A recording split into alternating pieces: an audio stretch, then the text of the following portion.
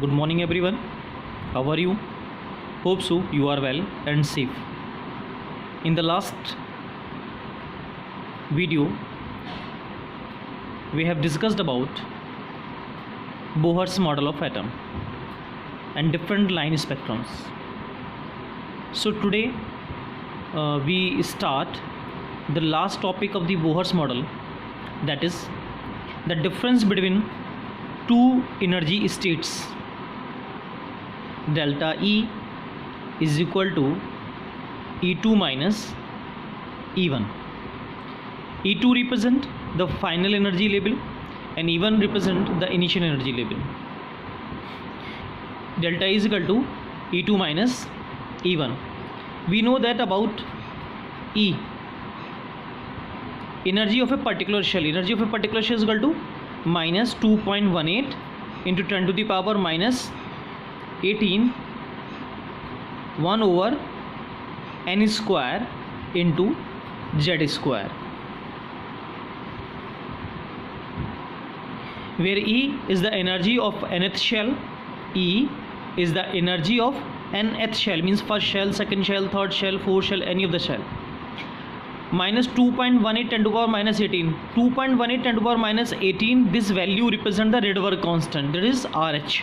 Okay, n represent the shell number, जिस shell number की आपको energy calculate करनी है. Z is the atomic number of a particular atom, and there are three atoms, three species. One is hydrogen, one is helium 1 positive ion, and another is lithium 2 positive ion. Clear? Because all are isoelectronics of hydrogen. So if we take the delta E, so delta E means,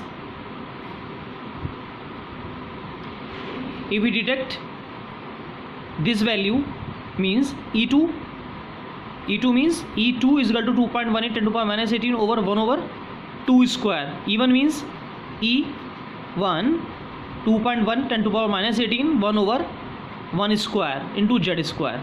So ultimately the answer will be 2.18 into 10 to the power minus 18 1 over n1 square minus 1 over n2 square into z square. So by this formula we can calculate the value of difference between the two energy shell. Clear? जब कोई भी electron किसी एक particular shell से दूसरी shell में jump करता है, चाहे वो लोअर से हायर में करे या फिर वो हायर से लोअर में करे. Clear? So it will represent this formula, delta is equal to 2.18 10 to the power minus 18 1 over n1 square minus 1 over n2 square. Clear? Now the next topic is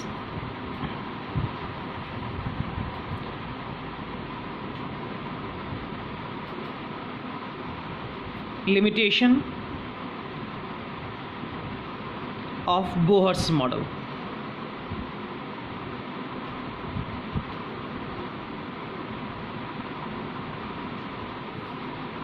Limitation of Bohr's atomic model. We very well known that Bohr described a very good explanation about the hydrogen. He explained mostly characteristics of the hydrogen and hydrogen like species, but there are some characteristics which not explained by Bohr's. For example, the first failure is Bohr's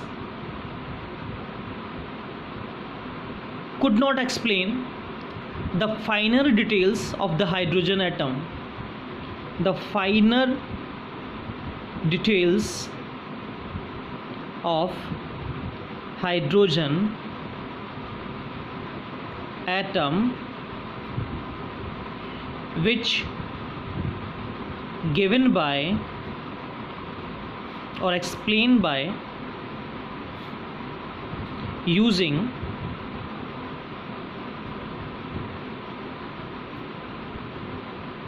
sophisticated spectroscopy.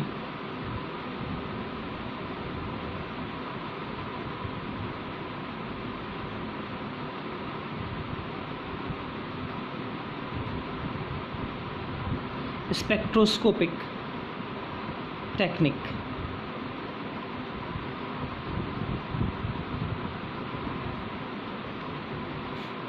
So finer details of the hydrogen atom which are given by using sophisticated spectroscopic technique. So finer details could not be explained by the Bohrs. Clear? What is spectroscopic technique? Spectroscopic technique actually used for very fine details to explain any of the atoms. Clear? Second thing, Bohr also unable to explain the spectrum of atoms other than hydrogen. Other than hydrogen,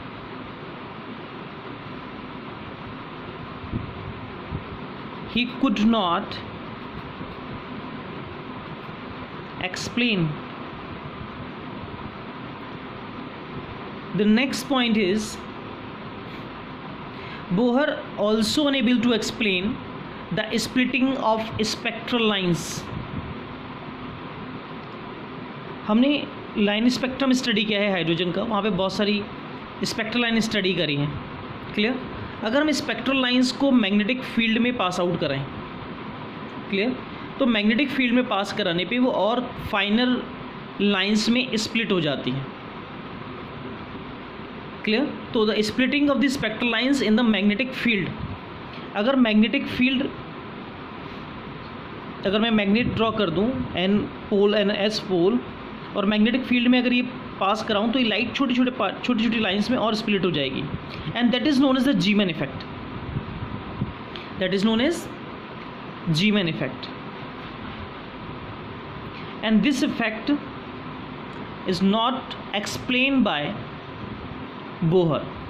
If we pass these lines, if we pass the spectral lines in the electric field, if we pass these line in the spectral in the electric field, is also splits in the number of lines, and this is known as the Stark effect.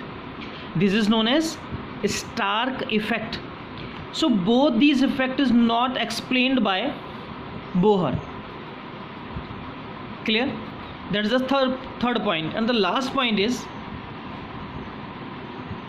it could not explain the ability of atoms to form molecules with the other elements, means formation of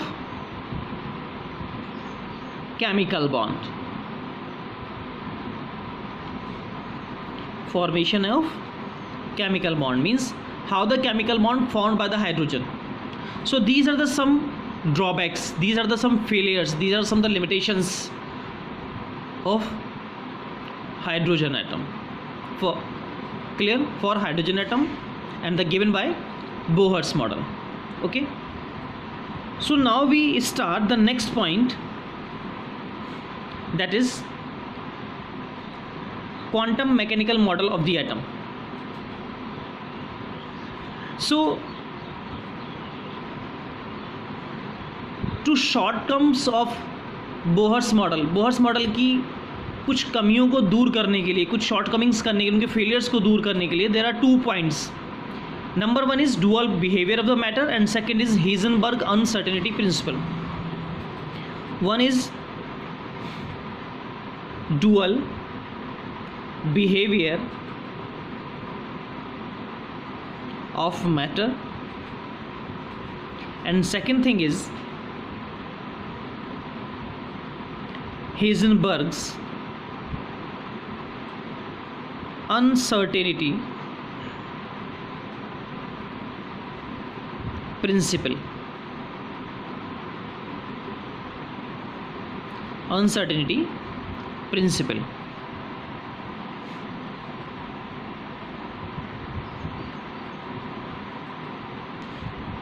Okay, तो two important developments which contribute the significant in the formulation of the such model.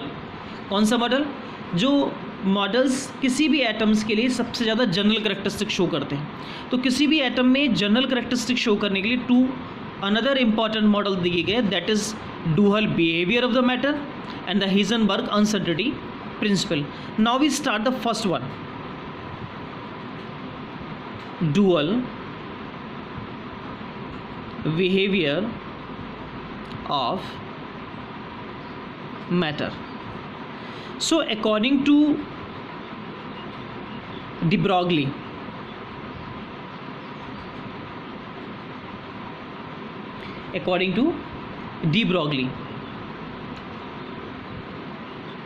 he proposed that matter like radiations should also exhibit a dual character. जो matter होते हैं, any of the matter should have dual character.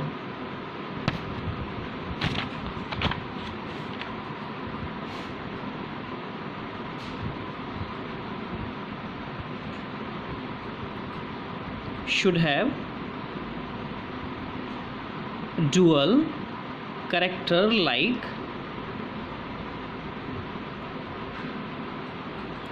radiation. Clear? Means matter shows both particle like nature and wave like nature, क्योंकि radiations में भी दोनों natures होते हैं. Radiation particle nature भी शो करती है और वेव नेचर भी शो करते हैं. उसी तरीके से डी ब्रॉगली ने कहा कि जो मैटर होता है वो भी पार्टिकल की तरह और वेव दोनों की तरीके से बिहेव करना चाहिए. Clear? So this means that just as the photons, जैसे फोटॉन्स रेडिएशंस में क्या निकलते हैं? फोटॉन्स. तो जैसे फोटॉन्स की टेंडेंसी है कि फोटॉन्स वेव लाइक स्ट्रक्चर भी शो करते हैं. क्लियर? मोमेंटम भी शो करता है. Photons has momentum as well as wave length. Photons have momentum as well as wavelength.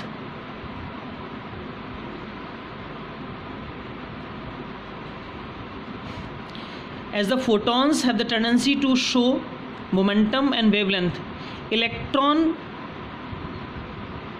should also have these two properties. Electrons में भी दोनों प्रॉपर्टीज होनी चाहिए, क्योंकि मैटर में इलेक्ट्रॉन्स प्रेजेंट है. मैटर में क्या प्रेजेंट है? इलेक्ट्रॉन्स. सो इलेक्ट्रॉन की भी टेंडेंसी होनी चाहिए कि वो मोमेंटम भी शो करे और वेवलेंथ भी शो करे. इस बिहाफ पे डी ब्रॉगली ने एक इक्वेशन दी, that is known as the de Broglie equation. Clear? And this equation is lambda is equal to h over m b. Lambda is equal to h over m b, where lambda is the wavelength of that matter, h is the Planck constant, m is the mass of that particle, and v is the velocity of that particle. Okay, so v is the velocity of that particle, m is the mass of that particle, h is the Planck constant, and lambda represent to wavelength.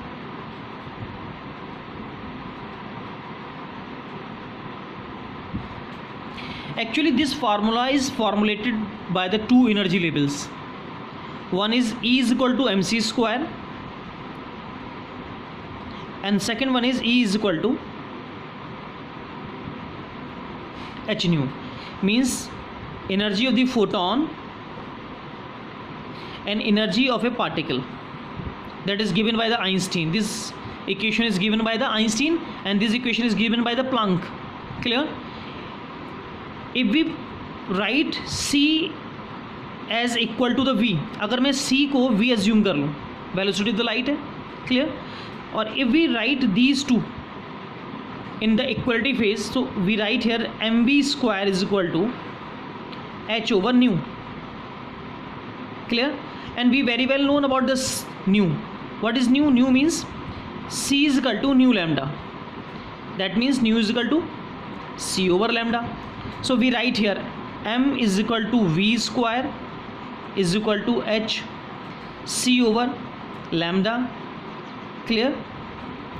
Or we represent here the v over lambda, so we cancelled these two, v and v. Okay, so what will be remaining here? Lambda is equal to h over mv. Lambda is equal to h over mv. So this is the formula, and it is formulated from the Einstein equation and Planck's quantum theory. So this is the dual behavior. Dual behavior means matter have the nature to represent as a wave like. Wave होंगी तो wavelength होगी, wavelength है इसलिए यहाँ पे lambda की बात चल रही है. पार्टिकल लाइक नेचर है तो वो वेलोसिटी की बात करेगा और वेलोसिटी भी प्रेजेंट है. सो इन द सिंगल इक्वेशन, एक ही इक्वेशन में that contain the both types of conditions, wavelength भी शो कर रहा है और मोमेंटम भी शो कर रहा है, means m into v. m into v represent to momentum, m into v represent to momentum, this represent momentum. Clear? Okay students.